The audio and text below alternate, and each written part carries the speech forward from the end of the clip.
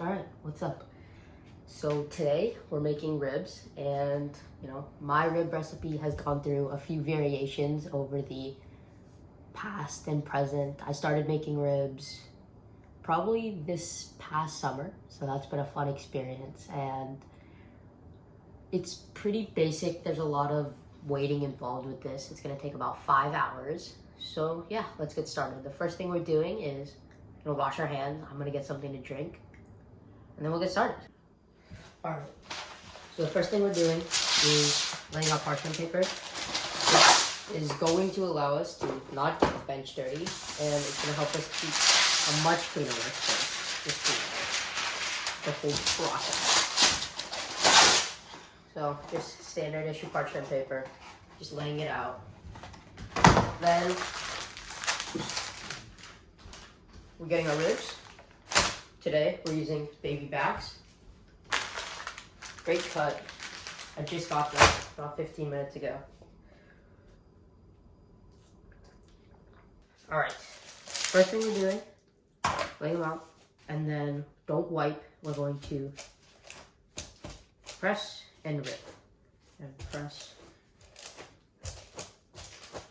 So if you're going to wipe them, that's leaving towel residue, which I'm sure no one wants to eat. It's trash. Okay.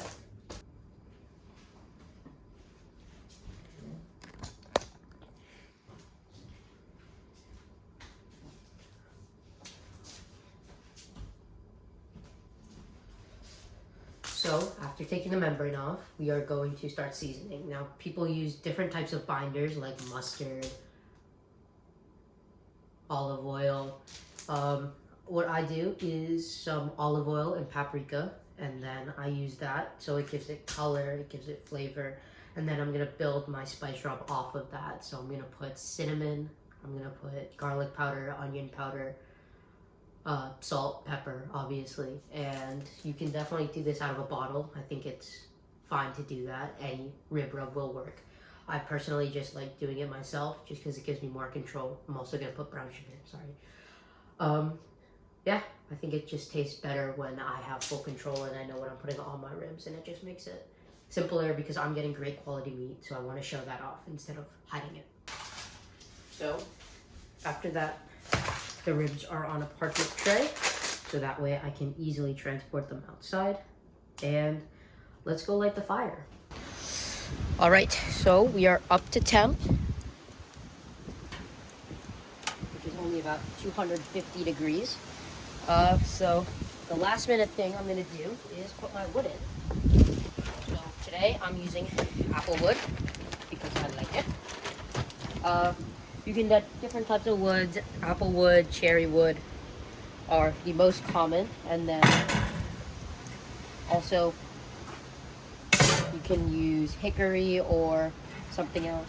Hickory or nut woods, which are probably and usually stronger. And since using a weaker wood, I'm gonna use 3 or 4 chunks. And if you look at the wood, it looks kind of like this. So I just threw it in to the fire in the center, which is also gonna help with the temp. And then we're just gonna start to lay our ribs on, and then we'll come back in about 2 hours. So we're just gonna take our ribs across, shove them on.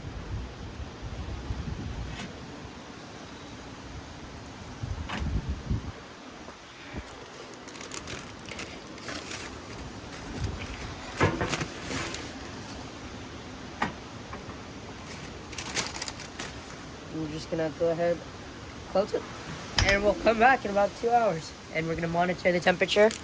But yeah, we're just gonna let them rest and baste and smoke.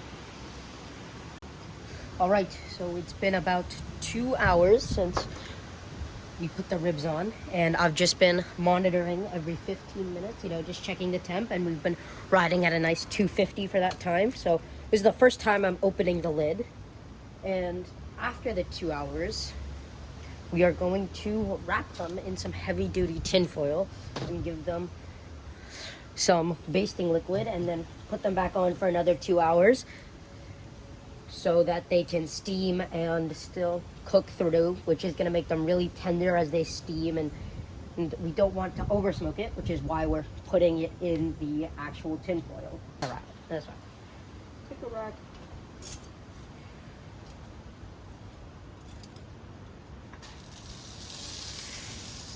And just lay it face side down. Oh, look at those. I'm gonna lay it face side down onto the parchment, or sorry, the tin foil. Oh, I probably should have gotten a bigger piece, don't worry about it. And then I'm going to bring up the edges.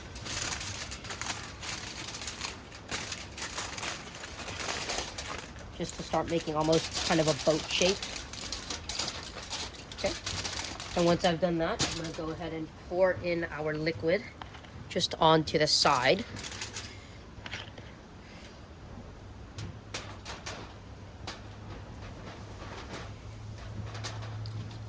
So I just poured a nice amount of liquid in there, just so it'll steam. This is apple cider vinegar. And don't worry, you can use apple cider vinegar or regular vinegar. Either one is, or not regular vinegar, sorry. Apple cider vinegar or apple juice, both fine. And, you know, since I'm doing that because I'm using apple wood. And then we're just gonna wrap it, side, here. You know, just like a book. We're just gonna press that in.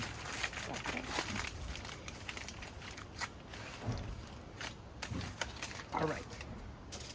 So then, the tricky part. You're gonna have to get another piece of that, probably bigger size tin foil, and then place it over. And this one you're gonna have to do blind. Well, it's okay. So you're gonna place it over like that, and then you're gonna flip it. And then you're just gonna wrap it the exact same way.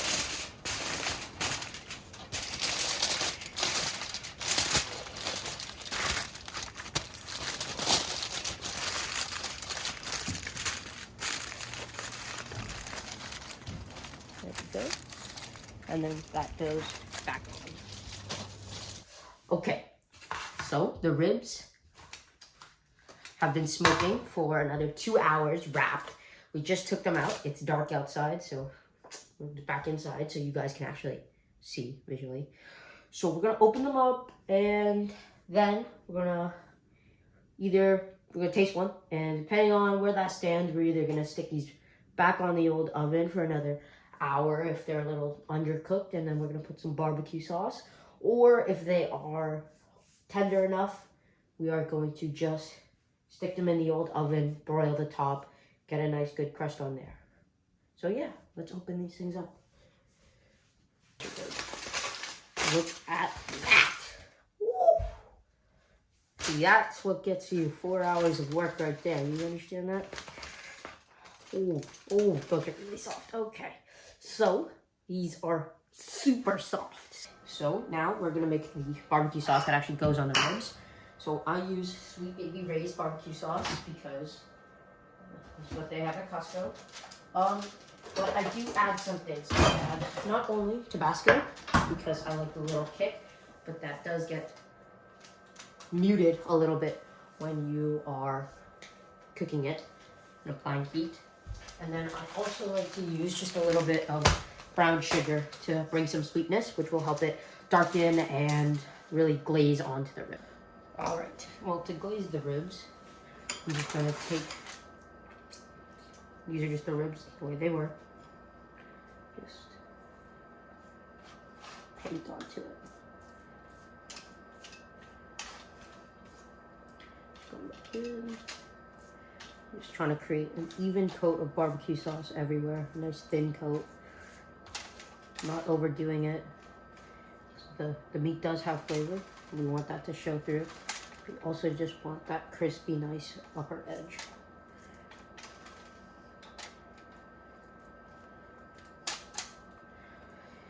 And I'm not pressing too hard so I don't rip the meat because this is extremely soft. I'm also getting these sides.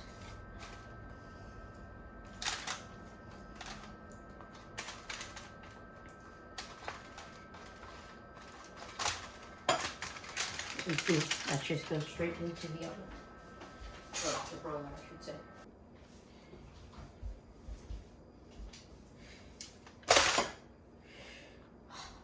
And boom, just like that, 2 beautifully burnished racks of ribs. Thank you. All right, we are going to let these rest now for about 10 minutes, and then we'll go ahead and plate them up.